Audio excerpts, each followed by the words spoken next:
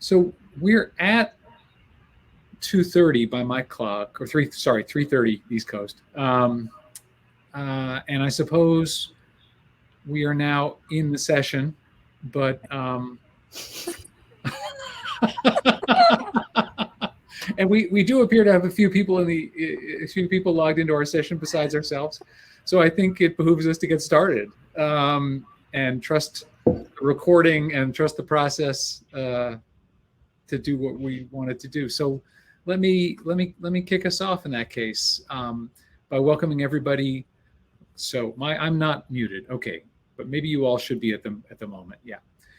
So I want to welcome everybody to Taking a Shot: The Racialized and Gendered Dynamics of America's Gun Culture. I'm Steve Kantrowitz from the University of Wisconsin-Madison, and I'll be chairing this session. Our panelists and commentator are the following. Drew McKevitt is Associate Professor of History at Louisiana Tech. He holds a PhD from Temple University. He's the author of Consuming Japan: Popular Culture and the Globalizing of 1980s America, published by University of North Carolina Press in 2017. And the work he's presenting today is from the research for his book in progress, Gun Country: How Gun Culture and Control Created an Armed Mass Movement in Cold War America, under contract also with UNC Press. Our second paper will be by Tracy Barnett, who's a doctoral candidate in history at the University of Georgia, working on a dissertation entitled Men and Their Guns: The Culture of Self-Deputized Manhood in the South, 1850 to 1877. Barnett holds a dissertation fellowship at the Winterthur Museum and has recently published an article on Mississippi militiamen in the Civil War in Civil War History. Our third panelist, Laura Browder, is unable to participate. Our first comment will be provided by Caroline Light, who is Director of Undergraduate Studies at the Harvard Program in Studies of Women, Gender, and Sexuality. She holds a PhD in history from the University of Kentucky and is the author of two books: That Pride of Race and Character: The Roots of Jewish Benevolence in the Jim Crow South, published by NYU Press in 2014, and Stand Your Ground: America's Love Affair with Lethal Self-Defense, published by Beacon in 2017. We'll turn first to the first paper, Drew McKevitt's Little Old Ladies and the Mothers of Tomorrow: Gender and Grassroots Gun Control in 1970s Chicago. All right, thanks, y'all. It's good to see you. Good to see you from Louisiana. I wish you all were here, but alas. So thank you to all the panelists. I was thrilled to be invited to participate on this panel, especially with scholars whose work I admire so much.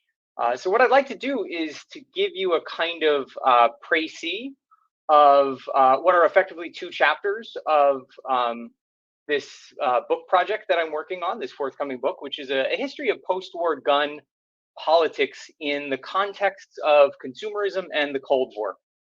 And one of the narrative hinges of the book is the 1968 Gun Control Act. So this isn't a paper about the GCA. It's a paper about two grassroots gun control organizations led by women in Chicago in the 1970s. But I want to start by noting that historians have yet to wrestle with the impact of the GCA, the Gun Control Act of 1968, on contemporary US gun politics and culture. We know a bit about the crafting of the law, its various provisions. Its immediate inspirations were the assassinations of Martin Luther King and Robert Kennedy, but we know almost nothing about its long-term social and cultural consequences. To me, the GCA was far more than just another piece of legislation on a list of federal attempts to control firearms. For both the gun rights and the gun control movements, it was a foundational moment, a big turning point. Historians have overlooked this, I think, for a couple of reasons. First, the GCA was a pretty tepid law in that it merely regulated several aspects of gun commerce. It didn't eliminate any major categories of firearms, but instead attempted to make gun commerce more legible, if you will, to the state. So it tends to get lumped in with other similar federal measures from the 1930s and the 1990s. Second, historians have missed the significance of this because they've mostly confined their analyses of gun politics to national politics, looking at the post-war era from the perspective of Congress or the Supreme Court or national organizations, most notably like the National Rifle Association. And when they've done that, they've missed the real action taking place at the grassroots level in the 1960s and the 1970s. Both grassroots gun rights and gun control groups emerge out of the era. And they're both inspired by the GCA, either the perceived threat of the GCA or the actual failures of the GCA. So those gun rights, those grassroots groups, I think, have shaped our contemporary gun politics in ways historians have yet to really credit. Just quickly on the right, and I write about this elsewhere in the book, there's a constellation of grassroots gun rights organizations not named the NRA, and most of them forgotten today, that emerged in the late 1960s. And these were right-wing anti-communist organizations, first and foremost, who I argue were essential to pushing national groups like the NRA rightward in the 1970s. There's a traditional narrative about the NRA moving rightward in the 1970s, but I think the narrative we have misses the role of these right-wing anti-communist groups from the 1960s. And it's the GCA of 1968 that motivates these right-wing groups. Now, at the same time, the GCA gives rise to the first grassroots gun control organizations. Dozens of these groups sprout up throughout the early 1970s across the country. And by the middle of the decade, several national organizations would compete for the attention and money of their members. And it would be a field littered with easily confused names and logos. At one point, there's a lawsuit because they both have the same logo. There's the National Council to Ban Handguns, the National Council to Control Handguns, the National Gun Control Center. Lots of names, words sort of mixing in and out there. Now, while the gun rights groups saw the GCA as a threat to gun freedoms, these groups believe that the GCA had failed to restrict gun proliferation and prevent gun violence. And they especially focused their attention on handguns, which were cheap, plentiful, easily concealed. These are the guns that come to get the term Saturday night specials. And handguns are most responsible for gun violence. So the early handgun control movement, early gun control movement then would focus most of its energy on restricting or prohibiting handgun ownership. So two of the first grassroots organizations with these kind of national ambitions, they emerge out of Chicago. The first is the Civic Disarmament Committee. It's a group founded and led by Laura Fermi. She is an Italian-born journalist and historian who had published widely and who had been married to Nobel Prize-winning physicist and father of atomic energy, Enrico Fermi, until he died of cancer in 1954.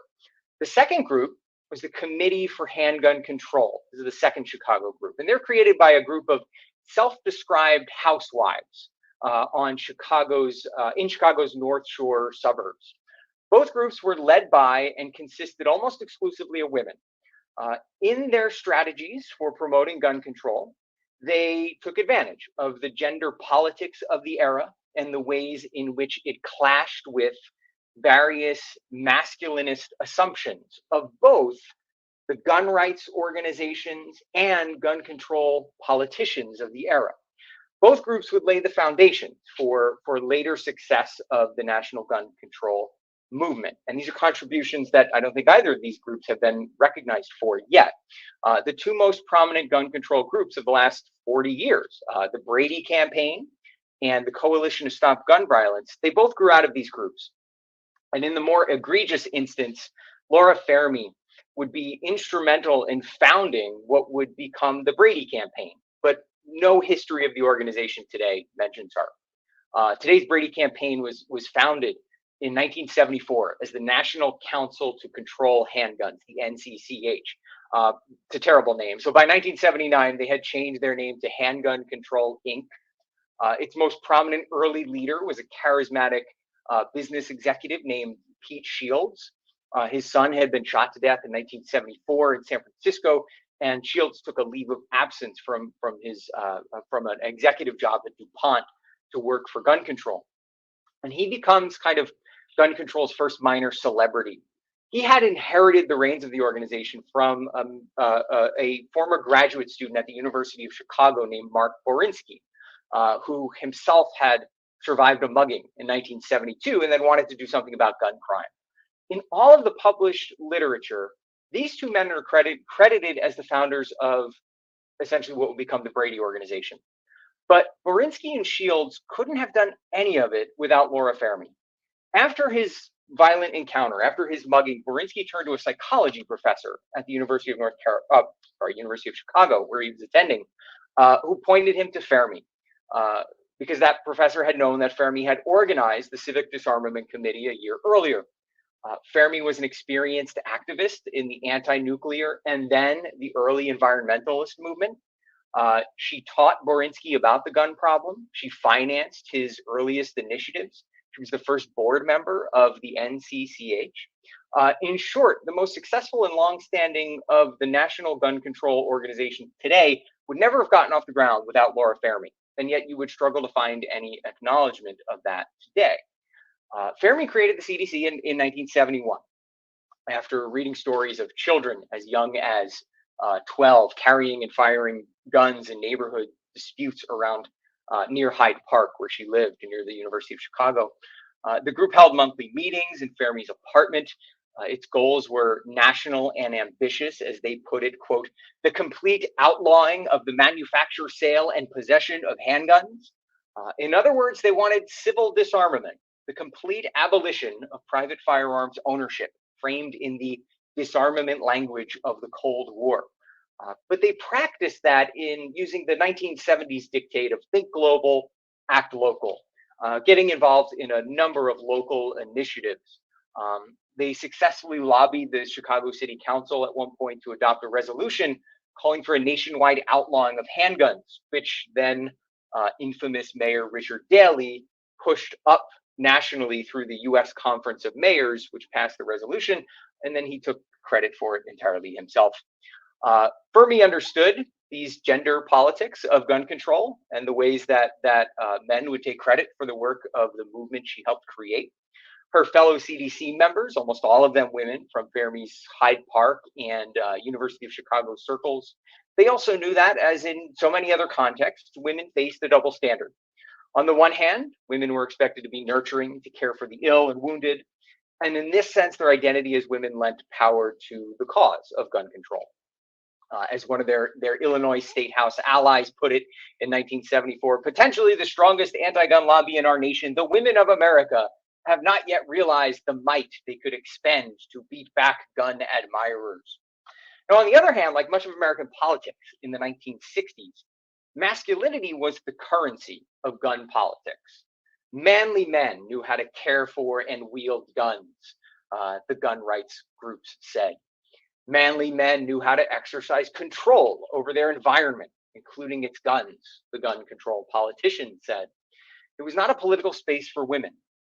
Nobel laureate physiologist George Wald, who was a friend of Fermi's, was enthusiastic about her organization because of the authority its members could command as women in a time of social change. As he put it, you are just the ones to handle gun legislation. The whole feminist movement needs to get into it.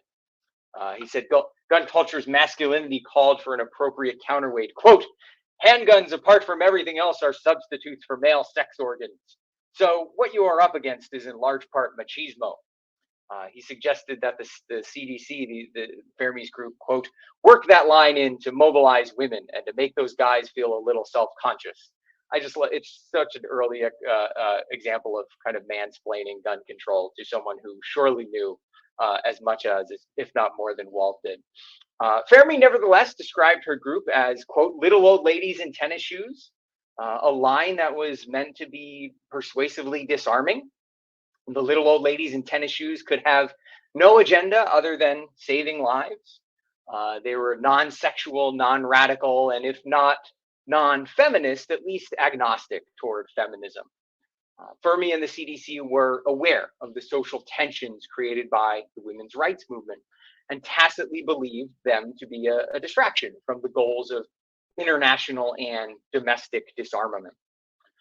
Now, a generation younger than Fermi's CDC, the women of the North Shore's Committee for Handgun Control, the CHC, were more savvy about gender politics as a strategic tool. Founder Susan Sullivan demonstrated as much when she retold her own gun control origin story.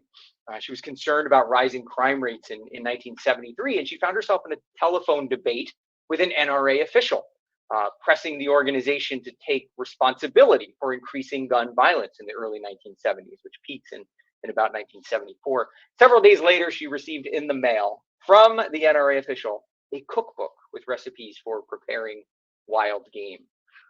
Sullivan took it as a challenge. If the gun rights proponents are going to dismiss her as a simple homemaker, then she would use that identity of suburban housewife to muster all the authority it could in post-war America to take on the gun lobby. A 1975 profile of the founders said with more than a little irony, quote, "They describe themselves as housewives who take care of children and do the dishes." These women called themselves the conscience of America and a silent majority, representing the 70% of Americans, especially women, who perennially told pollsters that they supported greater restrictions on firearms. Now, the CHC's most noteworthy activities, most noteworthy challenge to the gun lobby was the Ban the Bullet campaign.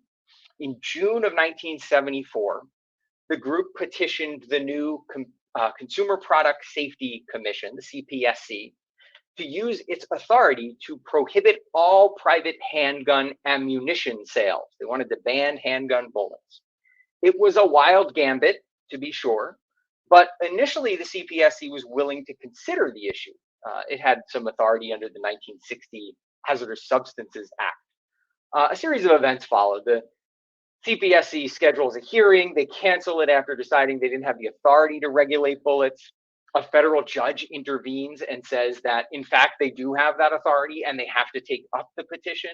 And then Congress eventually steps in the middle of 1975 and puts an end to it with a new law. But all of that briefly put the CHC in newspapers and on television screens around the country. The gambit fails, and they expected it to. But it generates plenty of the sort of attention they wanted, alongside plenty that they didn't. In their public presentations, the women of the CHC embraced their gendered identities as suburban housewives, as they called themselves, to disrupt the post-war masculinist dichotomy between manly men who wielded guns and manly men who controlled guns. If the gendered expectations of housewives in the post-war United States demanded that these suburban women exercise their protective maternal instincts, then they would use those expectations to their advantage. Their printed literature identified them as the mothers of tomorrow. The role of suburban housewife was performative for the CHC's leaders. It was an opportunity to leverage cultural attitudes toward political ends. Susan Sullivan hinted at this when she told a reporter, "The first time I ever testified at a formal hearing was an experience I won't forget. All those lights and cameras, I had never had such an urge to go home and bake cookies." The performance in this case was not just the testimony, but the affirmation of Sullivan's identity as a homemaker, one that not only disarmed audiences of male legislators, confirming for them that she was no radical, but also bestowed a kind of authority in post-war America. She testified not as a political actor, but one charged with securing domestic spaces against the many dangers of consumer capitalism. After all, that's what the NRA official who mailed her a cookbook thought she was. Such gender performativity was a tactic in a larger strategic assault on the NRA and in a struggle to define the meaning of safety in post-war America. In the early Cold War, securing the home front against nuclear apocalypse and communist subversion was both a national political project and a domestic social one. White middle-class Americans of the nuclear era turned to the nuclear family for domestic social stability and security in a perilous world, as Elaine Tyler May wrote famously many years ago. The US government encouraged Americans to prepare for nuclear war with the Soviet Union and protect their families by building shelters and then secure those shelters against potentially marauding neighbors. By the 1970s, however, according to May in a more recent work, the threat had shifted, quote, "the danger of red shading into the danger of black." Now the threat manifested as domestic urban crime, understood to be primarily Black crime, linked to the urban uprisings of the 1960s and white myths of the civil rights movement's connections to international communism. For the NRA and gun rights activists, existential threats came from dangerous people. Guns, on the other hand, were like knives or automobiles, simply tools to be used for good or evil.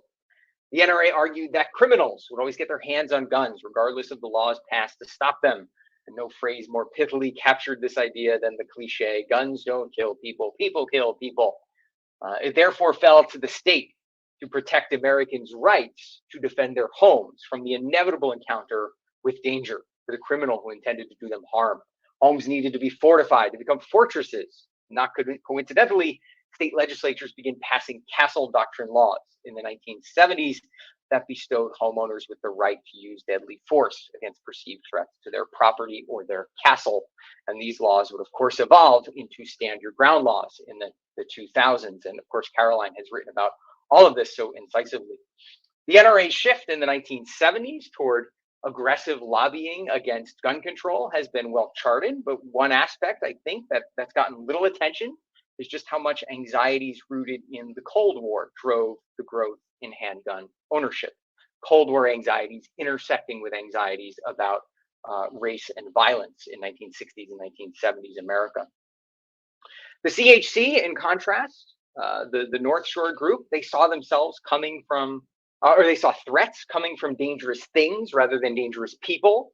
Dangerous people would be less dangerous if they didn't have access to the kinds of dangerous things that ought to be regulated in a consumer capitalist society. As for self-defense, the CHC argued that handguns, not dangerous people, were the threat to the home, the place where most gun accidents occurred and the site of so much gun violence. While the NRA claimed that domestic spaces could be secured with handguns, the CHC argued as homemakers that the home must be kept safe from handguns. They would use their claimed authority as homemakers, as women with expertise in protecting the nuclear family from unsafe things to attack handguns. Finally, these two groups were not the only women-led organizations working to address gun violence in Chicago in the 1970s. Another was the Coalition of Concerned Women in the War on Crime, a group of mostly Black women led by pioneering journalist Ethel Payne, who was an editor at the Chicago Defender. But while the coalition shared the gun abolitionist goals of the CDC and the CHC, it didn't share the luxuries those two white wealthy groups had. For the coalition, guns were always a symptom. They were not the disease. They worked additionally for, as they put it, the elimination of the socioeconomic conditions that encourage and perpetuate these deadly crimes. The coalition saw those conditions every day in their own communities, which could feel distant, even if they were geographically close, from Tony Hyde Park and a world away from the North Shore suburbs and their wealth. The coalition was pulled in many directions and couldn't devote its energy exclusively to gun policy, the luxury the CDC and the CHC had. Unlike its white counterparts, the coalition was forced to negotiate the tricky terrain of respectability politics, adopting the law and order rhetoric in support of police while also challenging the structural inequalities that created lawlessness and disorder. This tightrope walking is something that James Forman has described in his work. And also, unlike its white counterparts, its records did not end up preserved in a university archive. So greater attention to these popular grassroots movements for both gun rights, which I didn't have time to talk about, and gun control. These movements inspired by the 1968 Gun Control Act, I think would give us a more nuanced perspective on contemporary US gun culture, particularly its highly politicized variant, which I would argue is a product of both of these movements. And historians have yet to demonstrate how that politicized gun culture emerged out of a specific context, out of the domestic Cold War, out of the boom of post-war consumerism, both phenomena infused with gendered ideas and practices. Thanks very much for your attention. Thank you, Drew. We'll turn directly to the second paper, to Tracy Barnett's Policing and Patrolling the Armed Self-Deputized Southern Man. Thank you all for attending our virtual conversation today on firearms and guns in the United States. You all can hear me, correct? Okay. I especially want to thank our chair and commenters, Dr. Stephen Kantrowitz and Caroline Light, for taking the time to read and comment on our projects. Today, my paper explores the dynamics of buying and selling firearms in antebellum America, and specifically considers how firearms, a product mass-produced in northeastern factories, were essential to the preservation of the South's oppressive racial regime in the 19th century. To be sure, this short talk does not and cannot provide a succinct or definitive answer to America's multifaceted gun problem, but it does explore one dimension: the domestic arms trade and the industry's historic link to white supremacy. Today, my paper very much focuses on Colt, Samuel Colt as the manufacturer, and one of his arms dealers, Amos Colt. They are two different men, although they do share a last name. Amos Colt had a thin, keen, nervous, sharp, hard-looking face, a mustache, a shaven chin, and curly black hair. His facial features, however, were tattooed with little specks. A malfunctioning Colt shotgun had backfired, causing the scars. By all accounts, he was a shrewd man and a crack shot. At a shooting match near his home in Manhattan, he took aim and shattered 40 glass bottles consecutively. His marksmanship was praised in newspapers across America, and Colt most likely appreciated the fanfare. A flamboyant character, he argued for the sake of argument, and even friends admitted that his company was, quote, not altogether agreeable. He was, according to an English journalist, the epitome of a Yankee. In 1859, the New York City tailor went to work for his distant cousin, Samuel Colt, the famous or infamous firearms manufacturer. 4 years earlier, in October 1855, Samuel Colt had opened a new armory in Hartford, South Meadows. Coltsville, as the compound was named, contained 3 large buildings with more than 230,000 square feet of factory floor space and over 400 machines. Each piece of equipment performed a unique function: milling, drilling, filing, and otherwise turning wood and metal into guns. Minimally skilled workers each performed part of the mechanized process. Rather than individually handcrafted products, Colt Patent Firearm Manufacturing Company relied upon unskilled labor, industrial machines, and interchangeable parts to rapidly make and assemble his namesake six-shooter revolver, as well as a wide range of other multi-shot rifles. The 19th century was a critical era for manufacturing, and especially the production of firearms. In the 19th century, highly trained gunsmiths carefully and crafted customized weapons at the behest of individual buyers. In localized shops across the country, artisans built and assembled rifles by hand. They drilled the barrel, forged the lock, assembled the trigger, and engraved the stock, all a time-consuming endeavor. As expensive products, few households purchased more than one gun.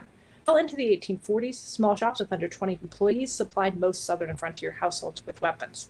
The military, however, was a different market, which valued uniformity, simplicity, and mass production. Large federal armories at Springfield, Massachusetts, and Harper's Ferry, Virginia, fulfilled the bulk of government contracts.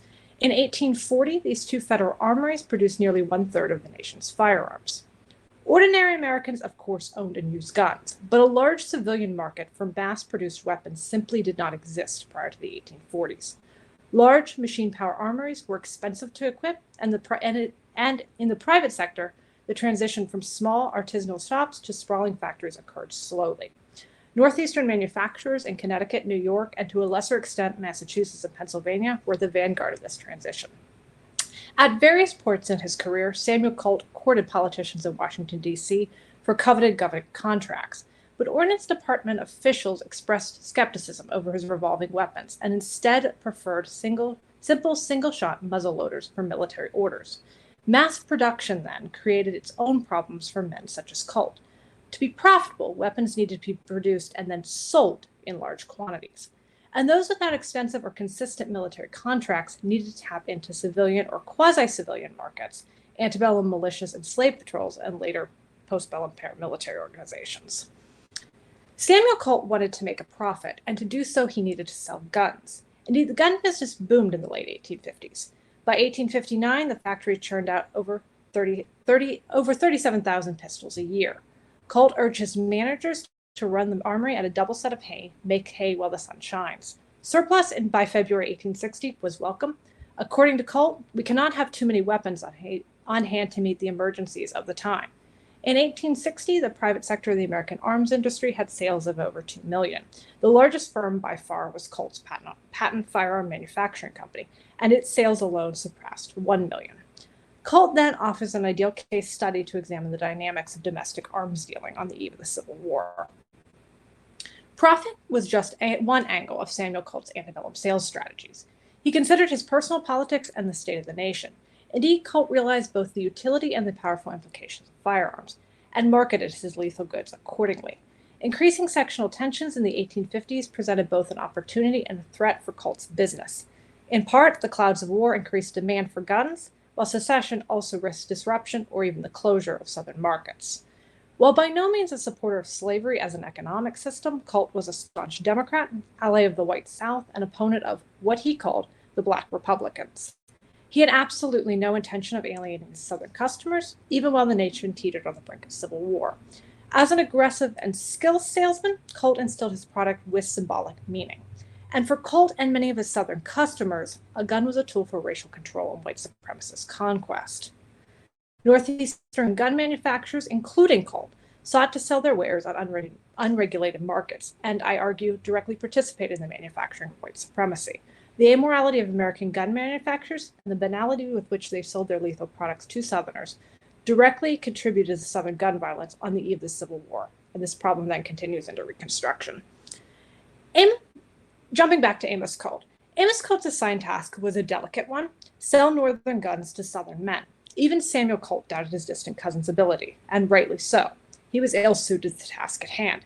It shows the great importance of having a competent rich man in the field, and he feared Mr. Colt is not quite the man for this kind of business with the governors and political officials of the southern states. Tensions between North and South were escalating, and quickly. In October 1859, the very same month Amos Colt was hired, John Brown and his abolitionist followers stormed the United States Arsenal at Harper's Ferry. Nevertheless, Colt commenced his southbound travels, arriving in Washington, D.C. on January 12, 1860. A confidential report from one of Samuel Colt's associates indicated that Amos gets on remarkably well here. I took him around yesterday and introduced him to many gentlemen, governors in the other, and he appears to know where he is and is very shrewd. For the ensuing 11 months, he worked as a firearms dealer, traveling across the American South, first to Richmond, Virginia, and then on to North Carolina, South Carolina, Georgia, Alabama, Louisiana, Arkansas, Tennessee, Kentucky, and back through the Carolinas.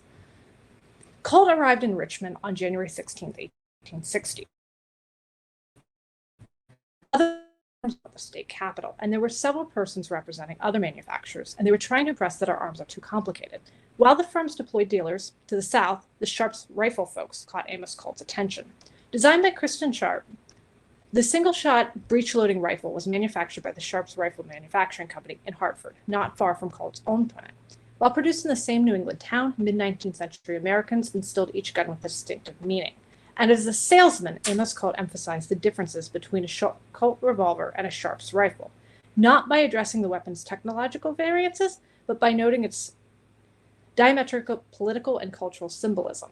In a quiet way, he informed some of the members of the Virginia legislature that Sharp weapons were brought onto the market by making a present to Breacher and the other fantastical preachers, and they had been condemned by the British government, and the only way they can be kept into market is through preachers, Ward Breacher among the head drummers.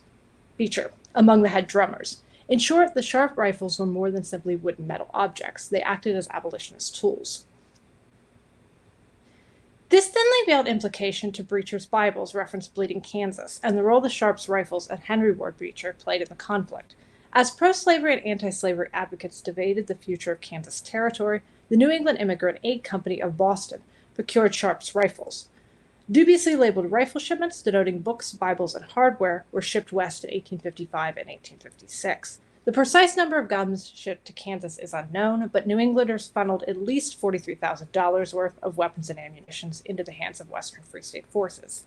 These Sharp rifles influenced the bloody guerrilla war raged on the ground in Kansas Territory. Abolitionist clergymen endorsed the shipment of Sharp's rifles, and the guns, Breacher's Bibles, became intrinsically linked to him. According to the New York Tribune, he believed that the Sharp's rifles was truly a moral agent, and that there was more moral power in one of those instruments, so far as the slaveholders in Kansas were concerned, than in 100 Bibles. In this sense, guns could be moral or amoral agents of political and social change. Colt's products have a far different meaning, one tied to the white South. In Colt lore, two origin stories exist about the repeating revolver. Today, the dominant narrative claimed that Colt's Colt, an innovative and ambitious Yankee boy, became inspired by a ship's wheel while sailing and whittled the first prototype of the revolver cylinder. The lesser-known narrative, origin narrative, connects Colt's revolvers to Nat Turner's 1831 slave uprising. This narrative originated with the 1837 endorsement. It read, "Mr. Colt happened to be near the scene of the sanguinary insurrection of slaves in the Southern District of Virginia. He was startled to think again against what fearful odds the white planter must ever contend, thus surrounded by a swarming population of slaves. Noting the pressing need for multi-shot revolvers, the endorsement questioned, what defense could there be in one shot when opposed by multitudes, even if those multitudes were unarmed? The master and his family were certain to be massacred." Colt, according to this account, invented the first six-shot revolver to enable the, quote, planter to repose in peace. Both origin stories, of course, are almost certainly fictional, but even fiction colors fact. The very existence of this legend and the subsequent advertisement, both of which most likely originated from Colt himself, points to an abiding interest in Southern markets and a deep desire to sell to white Southern enslavers. It also showcases the role that repeating weapons could and would play in the subjugation of enslaved people. In the hands of white planters, gun functioned as a tool of power and control, which ended the lives of enslaved men, women, and children. Colt was not an abolitionist, and in fact, he opposed their mission. In the months following John Brown's raid on Harper's Ferry, Colt's father-in-law, William Jarvis, assured his nephew in Ohio that the people of Hartford are not at all abolitionists, and there are a good many of them who are not disposed to make a martyr and saint, an incendiary, a traitor, a robber, and a murderer. Republicans, Jarvis decided, were a misguided and treasonable set of men who, if we are to judge them by their language and actions, would rejoice to see all the whites of the southern states, men, women, and children, butchered in cold blood in order to emancipate the slaves, were 1,000 times better off than they would be if they were free. While rhetorically more restrained than his father-in-law, Colt shared a similar political viewpoint on many topics. To Colt, the economic system of slavery encouraged sloth and stymied innovation among white Southerners, but he did not question the morality of enslaving Black people. Samuel Colt's politics in Hartford reflected a pro-South position. On December 14, 1859, a group of concerned Connecticut citizens gathered at City Hall to hold a union meeting. Colt was among the participants, passing a series of bombastic resolutions. The 1,000 or so individuals endorsed states' rights and expressed a true spirit of brotherhood to white Southerners. To Colt, such resolutions did not go far enough. A few weeks later, on January 11, 1860, Colt wrote to a leading New England Democrat who was in the process of planning a pro-South meeting of manufacturers in Meridian, Connecticut. "I fully agree with you," Colt noted, "as to the great importance of all lovers of the Union, that the most energetic measures should be taken with the least possible delay to neutralize the bad influence which our fanatical countrymen at the North have produced upon our Southern friends and brothers." As a business leader highly sympathetic to the white South, Colt wanted to ensure continued access to Southern markets. To do so, he proposed drastic measures. "There is nothing which can have the least effect now upon the minds of intelligent Southern gentlemen except the adoption by Congress of such laws as to put an end to this infernal slavery agitation in the North. And to effect this end, it is our duty as employers to make the stomachs of these Black Republican devils feel the vacuum." Colt, as a large employer, felt compelled to wield his influence to further his personal political agenda, not to mention meet his financial goals by selling additional guns to Southern states. Amos H. Colt, meanwhile, promised to move quickly and leave no stone unturned on his southern journey. He arrived in Raleigh, North Carolina, on January 17, 1860. Few militia companies were well armed, he remarked, and their appearance was little better than rabble full equipped. North and South, militias has gradually fallen out of favor during the first half of the 19th century. Bleeding Kansas and John Brown's raid on Harper's Ferry, however, renewed Southern interest in armed citizen soldiery, as white men desired to closely patrol their enslaved workers and prepare for war.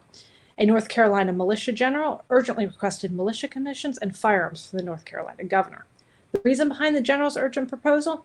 For the purpose of giving life to our now wretched military system, almost entirely neglected.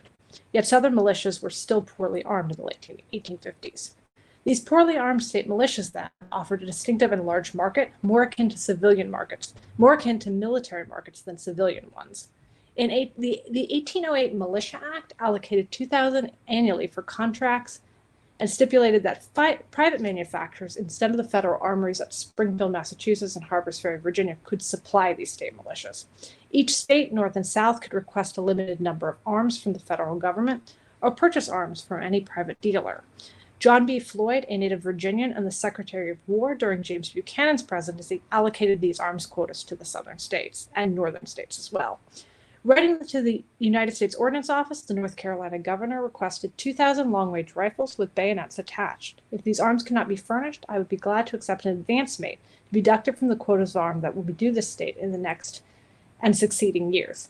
The state had a great need for arms. The United States arsenal at Fayetteville consisted of 1,500 old rifles and 2,000 outdated muskets, and the governor complained, These, for all practical purposes, may be considered almost useless, which such weapons our troops now could not face those armed with modern rifles. Washington denied the governor's request for 2,000 rifles, and instead the state received an allotment of 311 rifles in the model 1855 style, which is not at all what he wanted. Samuel Colt intended to tap into this market by selling guns directly to southern states, as well as to elite southern men, who were likely to fund and outfit their own armed companies. Amos Colt, as Colt's arm dealer on the ground, courted southern governors, members of the state legislature, and elite plantation owners.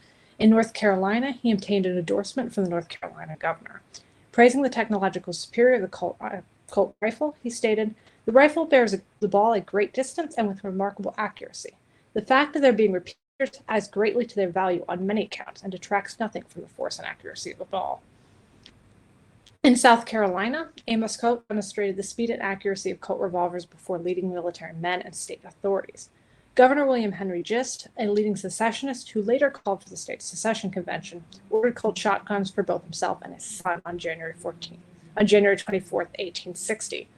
Militia General States Right Gist, in particular, favored Colt weapons and promised to use his utmost influence to have the governor order them at once. Those in the governor's inner circle encouraged him to place additional orders. Amos Colt, meanwhile, begged company officials in Hartford to mail additional catalogs, advertising pamphlets, and price lists directly to Southern politicians, many of whom owned enslaved people and openly advocated for secession. Selling directly to powerful civilians and state legislatures, in turn, allowed private gun manufacturers, Colt included, to tap into these large militia markets by advertising their product directly to eager buyers. Unlike traditional civilian sales, where households often purchased just one rifle or pistol, orders outfitting militia companies were large, requesting 100 or more arms per order. Yet, unlike traditional military contracts, these arms did not necessarily originate in the federal armories or from the government's contracting manufacturers. This unprecedented interest in militias and subsequent sale of weapons on civilian markets resulted in a flood of arms in the South, both before and after the Civil War. Back in Hartford, orders for weapons poured in. On February 18th, 1860, Colt urged manufacturers to keep on the work with all forces that can be employed. Yet he clearly favored some factory employees more than others. A few days after Abraham Lincoln's visit to Hartford on March 5th, 1860, Colt discharged 66 workers, and of those, 56 were Republicans. According to the 1860 census, Colt's factory employed 369 workers, and these discharged employees then comprised a sizable portion of its total workforce. Colt publicly attributed his decision to the falling off of Southern orders, but the Hartford Courant rightly challenged this flimsy claim. Quote, "Some people may be fool enough to believe that Southerners are running barefoot for the pleasure of Massachusetts shoemakers, but it would be difficult to believe anyone credulous enough to think that they have politically dispensed with firearms as preliminary to a forceful dissolution of the Union."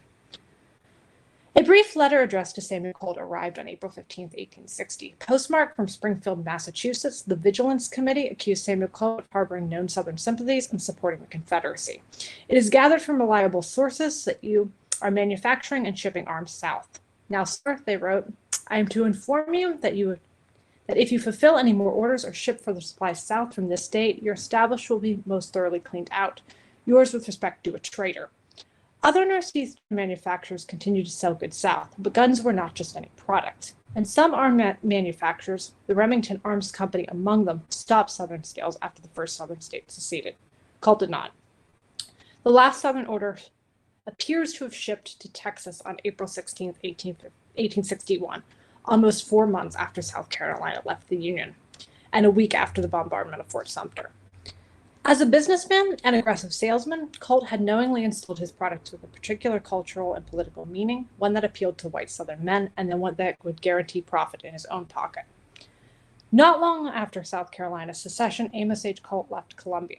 By the end, an outside observer noted, he had traveled throughout the South and seen its worst characteristics. From until an ordinary Democrat, he had been transformed into an equally unreflecting, bitter enemy of the people among whom his business lay. Later, Amos Colt returned to New York City, to his family, and to his work as a tailor. For all appearance, he never again worked for Colt. Samuel Colt, meanwhile, chose patriotism at the 11th hour by accepting U.S. government contracts and supplying arms to Union soldiers. The factory thrived during the Civil War, producing 70,000 revolvers in 1860 and over 110,000 in 1861. In this case, supporting the Union proved the most profitable path for the New England capitalist. While only 47 years old, Colt's health rapidly began to decline in 1860 and took a turn for the worse during the Christmas season of 1862. He died on January 10, 1862, in Hartford. Death cleansed his public reputation, effectively erasing his antebellum affiliations with the South and white Southerners. Yet Colt had not been a neutral observer as the nation lurched into civil war. As a businessman and arms manufacturer, he had aggressively sold modern repeating rifles into the South and actively participated in the arming of future Confederate soldiers. This was not an isolated event, and Northeastern arms manufacturers and dealers would continue to support the white South by mass producing and supplying lethal tools of racial oppression. Indeed, firearms lay at the heart of both antebellum slavery and later Reconstruction-era violence. Thank you.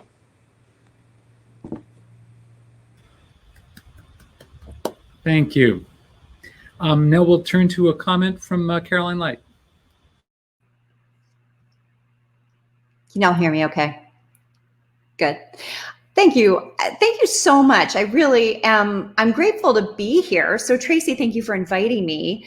Thank you to Steve Kantrowitz for moderating and introducing our panel, and just really profound thanks to both Tracy and Drew for providing these really powerful scholarly contributions to this growing interdisciplinary field of American gun studies, in which I unexpectedly found myself just a few years ago. So I'm really happy to be here in this conversation. It's super energizing to engage with these contributions that engage so deeply with a multiplicity of political, economic, ideological structures that inform United States gun culture in very different spaces and time periods. So I really appreciate the chronological diversity of these these projects, one of them addressing 19th century political economy of domestic firearms trade, and the other mid to late 20th century grassroots origins of gun violence resistance among women in Chicago. So both of the projects are really beautifully written and really well researched. They both thoughtfully excavate underexplored archives to elevate and give some critical dimension to underanalyzed historical figures. For Tracy Barnett, it's Sam Colt's shrewd crack shot of a distant cousin, Amos, employed on the eve of the Civil War to sell Northern guns to Southern men, which turns out to be a very lucrative business indeed. And for Drew McKevitt, it's women like Laura Fermi, none other than Enrico Fermi's wife, Ethel Payne, and Susan Sullivan, women whose grassroots activism in and around Chicago, it turns out, prove foundational to our contemporary gun violence resistance movements. So in speaking to each paper, I'm going to address them chronologically, so the reverse order from how you presented them, that's okay. As somebody who knows very little about the production side of firearms, I'm really grateful, Tracy, for your illuminating study of the interregional pre-Civil War firearms trade and the inextricability of that trade from racial capitalist nationhood and ideologies of white supremacy. As Barnett writes, guns were integral to the manufacturing of white supremacy, not only in the rebellious South, it turns out, but nationwide. Barnett offers a really lucid articulation of the material implications of guns as objects instilled with layers of symbolic meaning and as essential commodities, essential tools used in the management and perpetuation of racial capitalism. Guns in this reckoning are scriptive objects as well as vital tools whose production and consumption were being radically transformed, it seems, just as the Civil War was starting. So as I read about these really fascinating shifting production and supply chains around firearms, and the differentiating production, separating military from, say, individual household consumption, I wondered about the possible dovetailing of nascent narratives of home security with ongoing settler colonial violence, as well as anti-Black violence, especially the 19th century federal government's Indian removal policies that preceded and overlapped with the Civil War. And so I would love to know if you have thoughts on this, about the points of production overlap in which Colt and other big manufacturers perceive and then make the most of their opportunities to capitalize on racial violence in the name of white property, and how that may have dovetailed with settler colonial violence and property.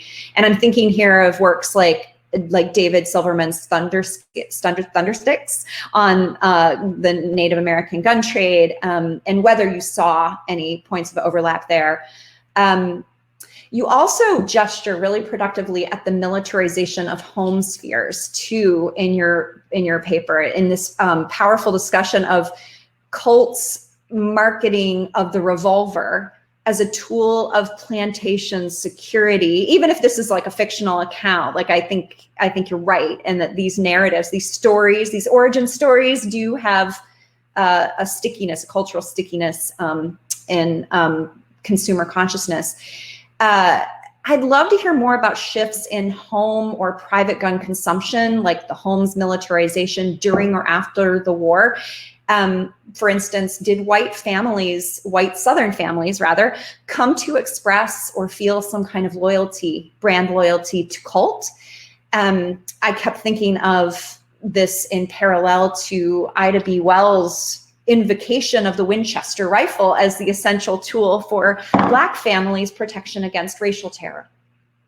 Was there some kind of identification with Colt in the wake of the Civil War?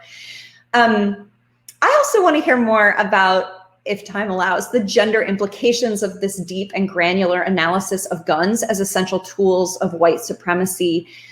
I want to think about where and how armed masculinities are being produced as essential emblems of civic citizenship in stark juxtaposition to non-white, including indigenous masculinities at the time. And how are these non-white masculinities framed as predatory or as threatening others against whom the armed white citizen figure takes shape as the one who must mobilize necessary violence or virtuous violence in the service of this settler colonial racial capitalist nation? And then further, how does the celebration of that history, the heroic armed white man as the guardian of nationhood, resurface in later time periods? I keep thinking as I was reading your paper, this is a history with so many powerful afterlives, especially like right now as we're reflecting on the iconography of, as some are framing the January 6th insurrection as a patriots' rebellion, for instance. So thank you. And that's just some of my random thoughts and questions if we have time for them, but I just thought this was so provocative and illuminating.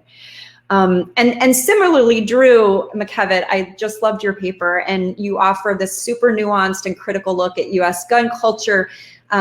Again, just breaking this important ground on the origins of our modern gun control movements or gun violence resistance, however we want to frame it, situating women's activism, grassroots activism against gun violence in the Chicago suburbs in the early 1970s. I really appreciate your incisive lens on the mobilization of gender politics in the service of gun violence resistance, you write really persuasively about these complex, the gender performativity deployed by these two suburban groups. Sullivan's North Shore Committee for Handgun Control, doesn't exactly roll off the tongue, and Laura Fermi's Civic Disarmament Committee, which I keep thinking CDC, and in which gender proves this vital tactic as a larger strategic assault on the NRA.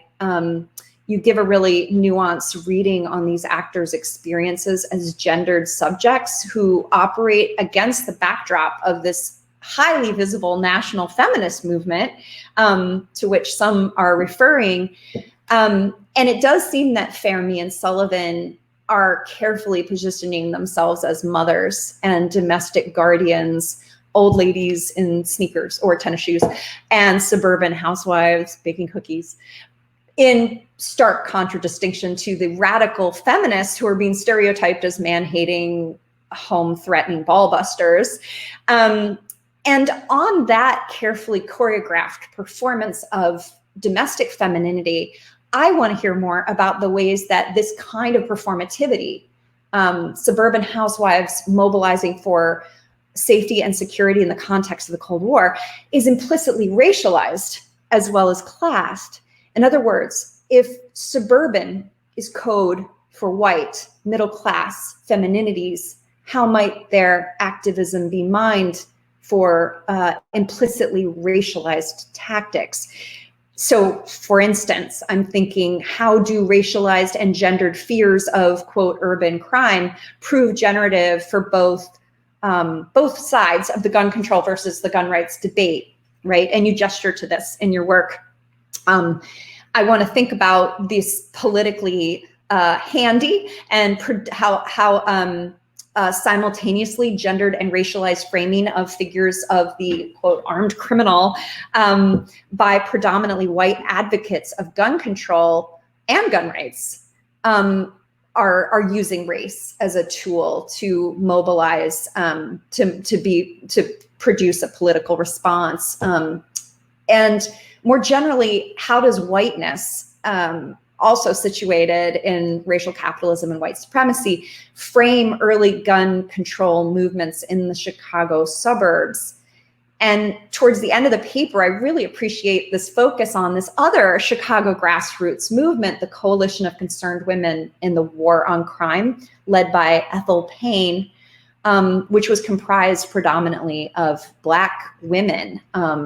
And you mentioned that archives are really limited and scant, and I totally get that. But I wonder, are there, first of all, how did you get access? How did you find out about Ethel Payne? I'd love to hear more about her. But I wonder if there are ways to learn more about this organization, other under-acknowledged grassroots interventions by Black women. What does the CCWWC's more holistic approach to gun violence resistance give us in way of critique, not only of the white-dominated organizations of the time period, the 1970s, but also on our own contemporary racial aporias in this moment in our struggle against gun violence? If the gender politics of the era were enmeshed also in the racial politics of the era, and how might we look at the differently gendered lives of these suburban women, these suburban white women whose activism comes into being in response to particularly race and classed ideals of safety and community? So what happens if we foreground the Black women's organizing at the center of our conversation? What if the CCWWC starts this conversation?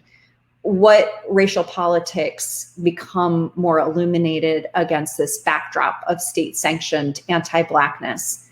I also want to say I really appreciated the way you framed the GCA as like tepid intervention. I loved your use of James C. Scott to think about the legibility of the law, and the way in which you say it didn't eliminate certain categories of firearm, but rather made gun commerce more legible to the state.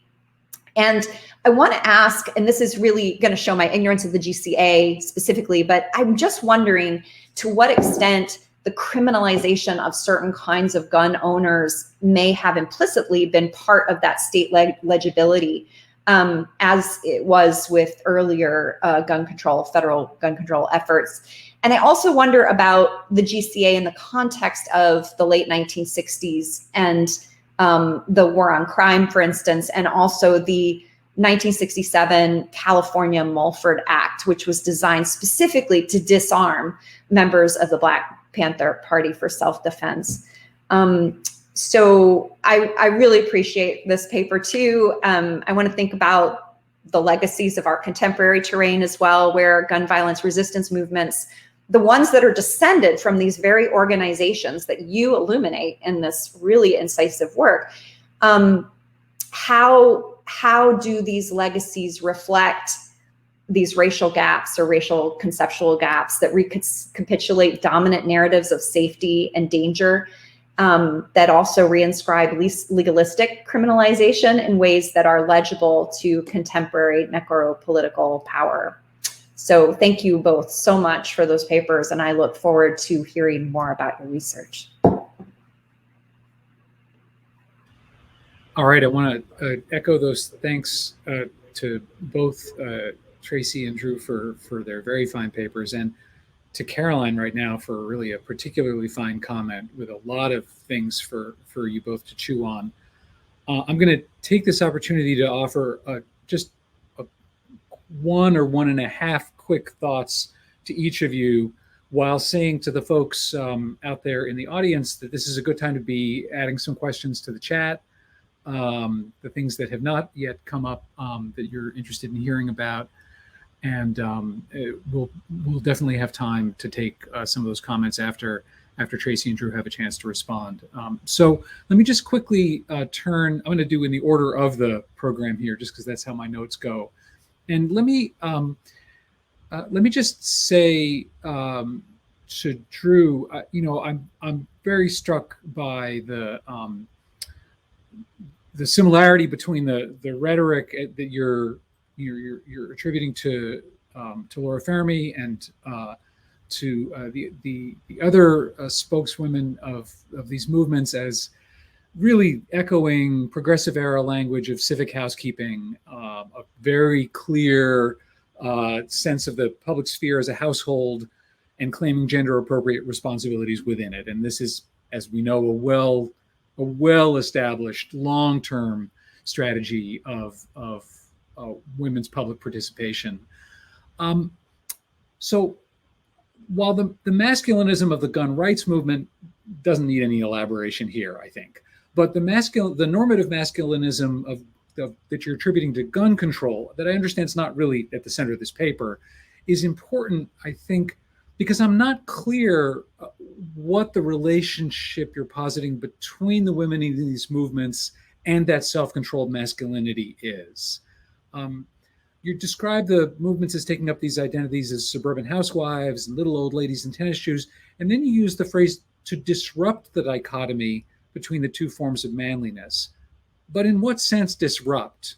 And couldn't we just as easily see the carving out of a woman's sphere of gun control as complementary rather than as disruptive of that normative masculine self-control of gun control? And then compare that to the feminist and radical alternative to that self-representation as little old ladies in tennis shoes, right? The one implied, I think, by George Wald's suggestion that these women instead should point to the way that men experience guns as sex symbols and, quote, make those guys feel a little self-conscious. Now, I grant this is mansplaining, but its challenge does actually require some further explanation. If Fermi did indeed understand this possibility, and she must have, what did she say about it? What did she think about it? Did they debate this approach within the movement? What is going on below the surface of the gender performativity, in other words? So that was the question I was left with at the end of this paper, and that I wanted to push you on a little bit. Turning to Tracy Barnett's paper, I just want to zero in on this particularly kind of bold and emphatic claim that you make at the center of the paper, that the Colts directly participated in the manufacturing of white supremacy in ways that have implications for the sectional crisis and the Civil War and Reconstruction. I just want to push on that a bit. Surely firearms helped slaveholders sustain their hegemony, just as they enabled the conquest of Indian country. And in that sense, yes, they were essential to those violent social processes. And I appreciate the close attention to this business as a business, as both manufacturer and distributor and brand. But given that superior firepower was essential to all of those projects, in what sense can we actually describe particular weapons as particularly white supremacist? The comparison with Sharp's rifles, Beecher Bibles, as agents of abolitionist morality implies a cultural split, a pro-slavery gun and anti-slavery gun. But is there evidence of any subsequent preference along these lines? Didn't secessionists buy or seize whatever weapons they could? The Colt origin story in that Turner Revolt is really striking, but is there evidence that this story actually circulated in the late antebellum? And then surely the appeal of the Colt revolver, like that of the Sharp's rifle, was its efficiency and efficacy as a weapon. Did Colt's implication about the Sharp's political valence have any impact on its sales? Could it have? Similarly, I'm open to the possibility that Colt consciously positioned his weapon as Southern. But in what sense does fiction color fact, as you suggest? To use the language that McKevitt uses in his paper of gender performativity, is this just white supremacist performativity? And Barnett's paper implies, your paper implies such a conclusion, but the chain of evidence and arguments not yet complete. And indeed, the closing notes of the paper show how easily Colt turned to production for the United States as the war began. So while I'm really interested in the possibility that particular weapons had particular sectional or partisan meetings, I'm not yet sold on this. So that's where I wanted to push you. And I will stop here and give both of you a chance to respond to everything you've heard so far. We'll take it in the order of the program. So Drew first. Oh no, don't make me go first. Well, thank you so much. I'm so glad this is being recorded, right? We can go back and access this because I was typing furiously and I'm not sure I got everything down. So those comments were absolutely terrific. Thank you so much for those. Gosh, I don't even know where to say, because I have them in sort of in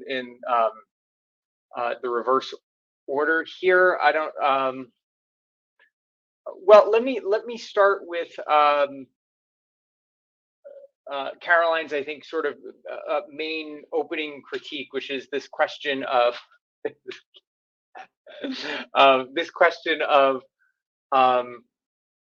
the implicitly racialized sort of idea of the suburban domestic housewife. So yes, this comes up in so many ways, and this is so, like I said, I took 2 chapters here, which together are probably 80 pages, and I smashed them into, very awkwardly smashed them into 12, and didn't do a very good job of it. So yes, this comes up in a number of ways. So one way in which this comes up is that there is something between this Fermi's group and the North Shore group, right? Which may be a better way of saying like CDC or CHC, because they get mixed up.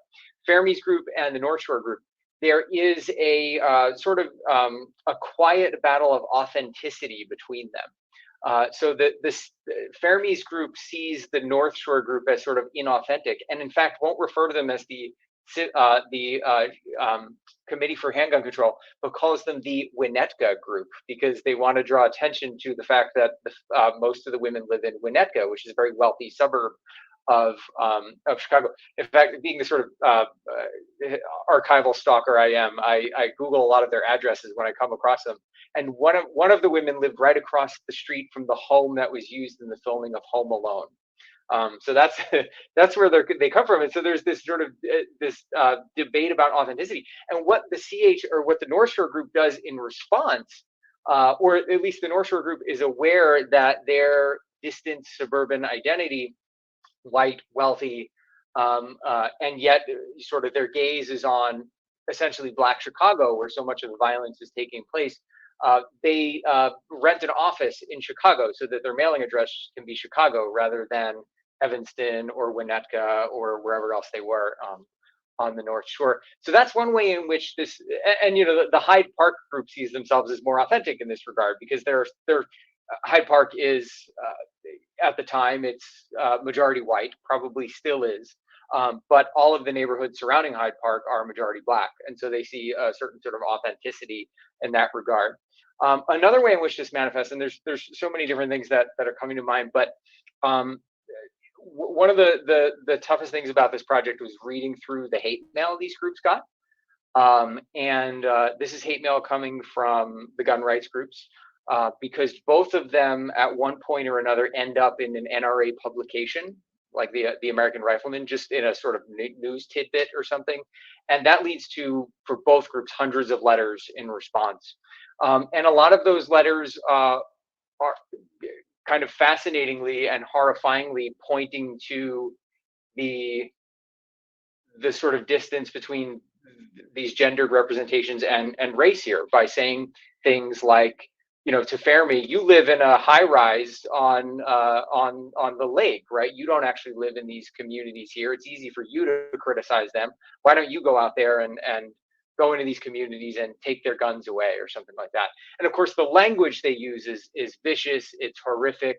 The North Shore group in particular, perhaps because of their housewife identity, get lots of racialized rape threats, including one instance in which one woman has a stalker who is sending her really horrific things with like his blood on it and things like that. The police get involved at one point.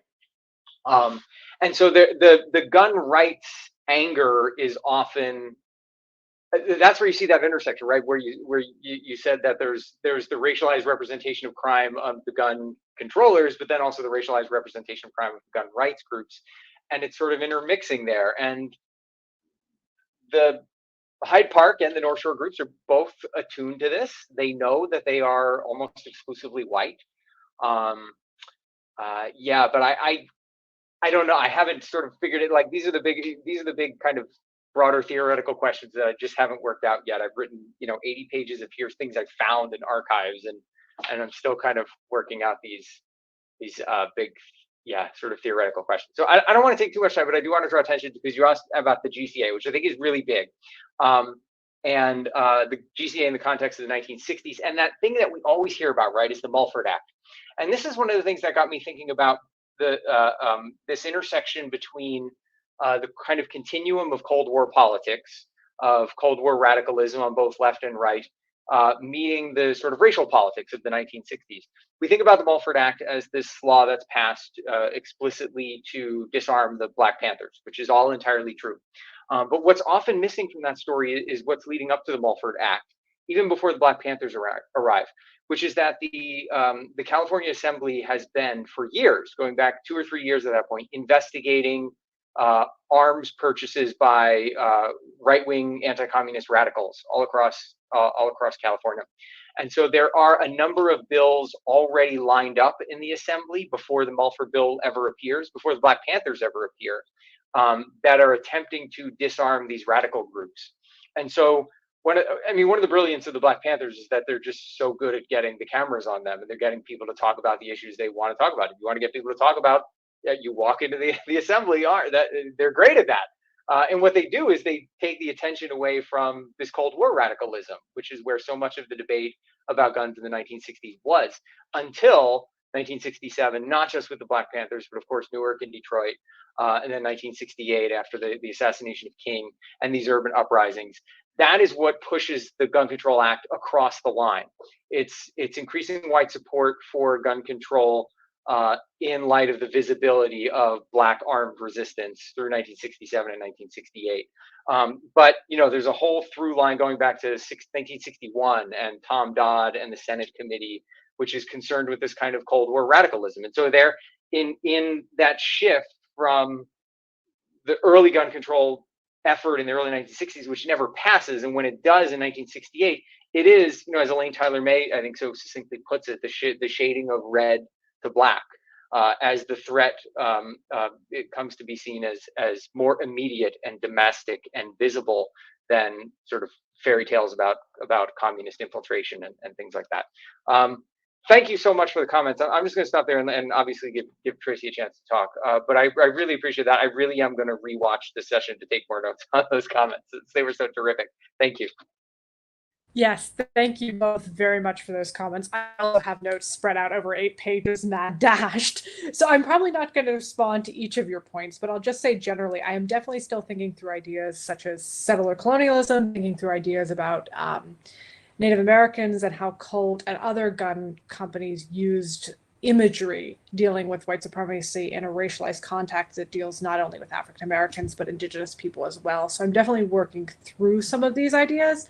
And the larger project deals with more than just Colt. So I have some of the other firearm manufacturers as well. And some of the points you bring up, like just the idea of Colt being particularly white supremacist, is important. I'll have to tease that out more in this piece, because in the post-war period, you hear a lot more Winchester and Remington become more popular than Colt. So I'll have to clarify some of that. And I really appreciate all your points throughout this. And I'll give anybody, if there's a question or from the audience or whatnot, a chance. I also need to rewatch this session and take notes. But thank you for all the amazing comments. Well, great. We do have about 15 minutes on the session. We had a little leeway because we had 2 papers, not 3. So even though we've had 2 comments, we have some room to run. So if there are folks in the audience who have questions or comments that they'd like to offer at this point, I believe that the chat is the place to do that, and you're more than welcome to enter a message there. See if there's somebody coming through now.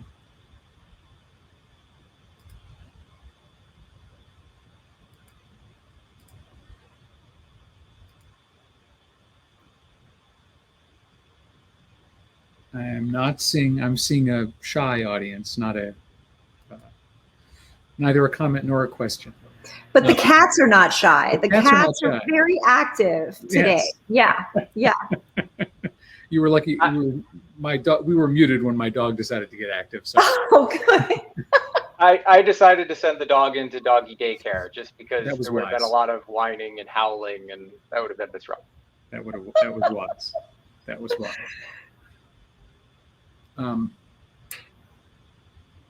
I could, Steve, I could, one of your questions, I just, again, going through the list of like 15 questions I have here, this question of sort of normative masculinism of gun control and its relationship to these groups of women, and in what sense were they disrupting?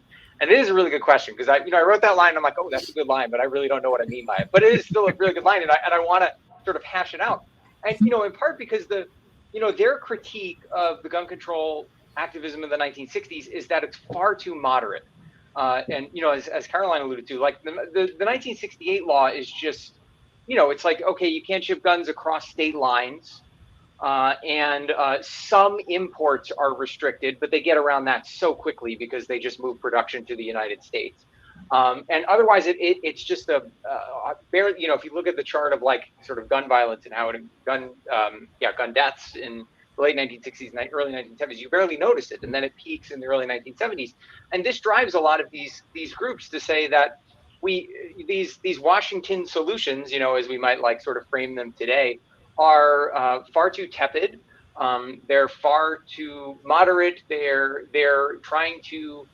The men think that they can control guns, whereas the problem is the guns themselves. The guns need to go, and that's Laura Fermi. One of the things I didn't mention is that a lot of the women in her group are immigrants from Europe who had fled wartime Europe.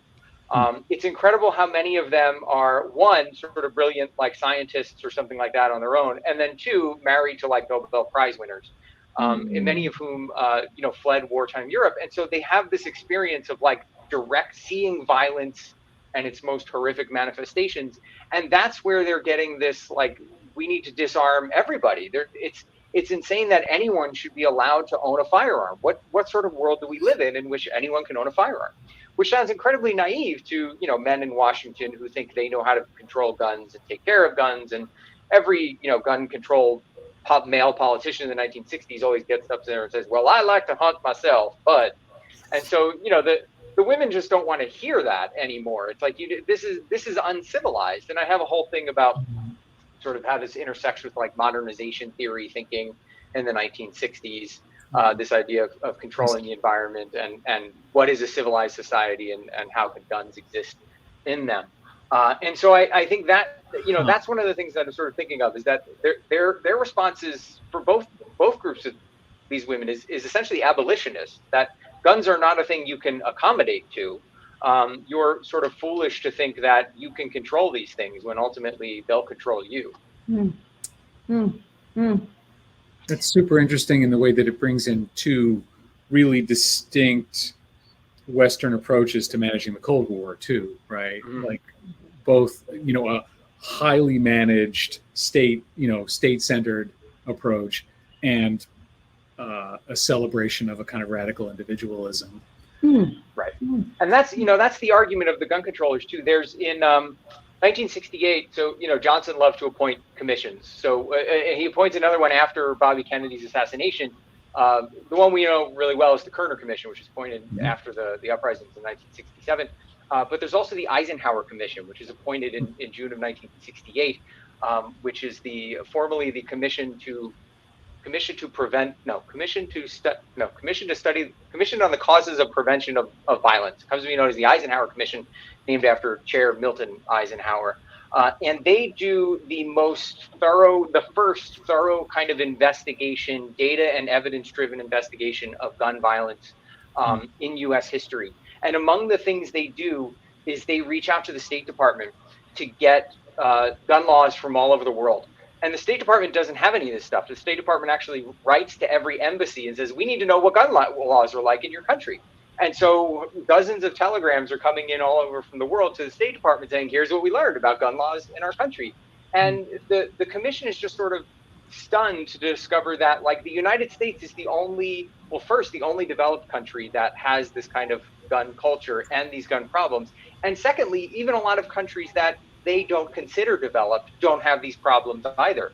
So they see this as an incredibly American problem, and they only do that by kind of looking at the rest of the world for the first time.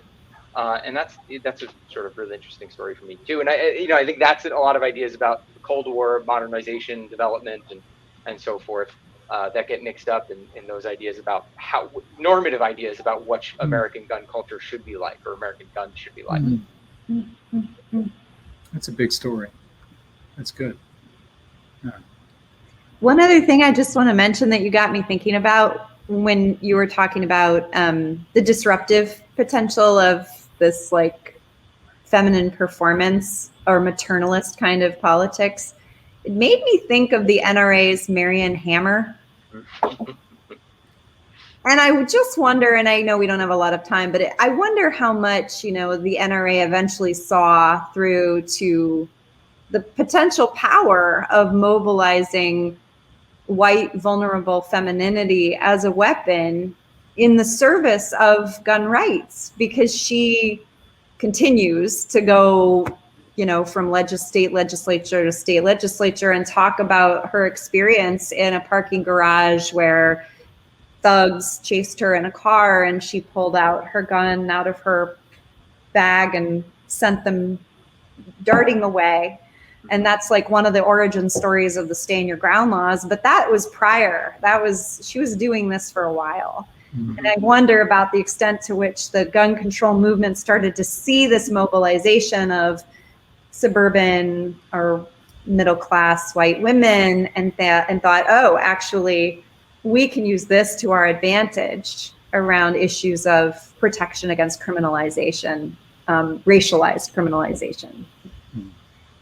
Yeah, it's a kind of chicken or egg thing. Like, I'm not sure which comes first. And, because so Marion Hammer, her, the 85 is the Florida standard, or Florida concealed carry law, right? That's her first kind of big triumph. So I'm assuming, I don't know when she gets started, but I'm assuming it's sort of maybe the late 70s, early 80s. She's not an NRA figure yet in the 70s, so this must come in sort of the early 80s. And it's so interesting because one of these early gun rights groups that precede the NRA's turn in the late 1960s, they publish in their newsletter stories of women defending themselves with handguns. Yes. It's kind of, because the NRA has their armed citizen column that they run every month. But this, they sort of, this is like this group claims that this is how they contribute to civil rights for women and protecting women's rights is by keeping them armed. And there's always, everyone's got a story of somebody climbing in the window. There's one, you know, it's always so heavily gendered. It's like she ran him off with a gun, and then, you know, he it's always a stranger. It's always a stranger. It's never her husband or boyfriend. No, right. It's a stranger. Right. Even though, you know, 70 or 80% of these cases of violence are somebody you know or a family member or something like that. And then, you know, there's always the, like, she baked him cookies afterwards or something like that. Something just absolutely ridiculous.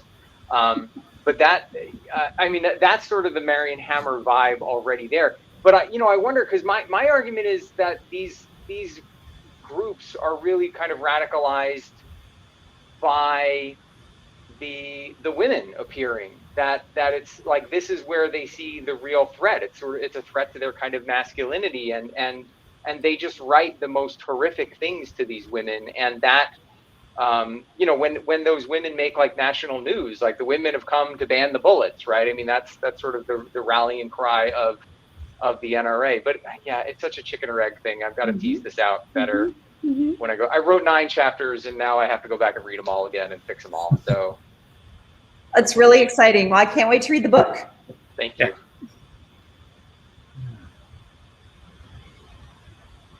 Any last shots? This is kind of last chance for anybody out in the audience to raise a question. And if not, Tracy, do you want to update us on where you are in terms of your project?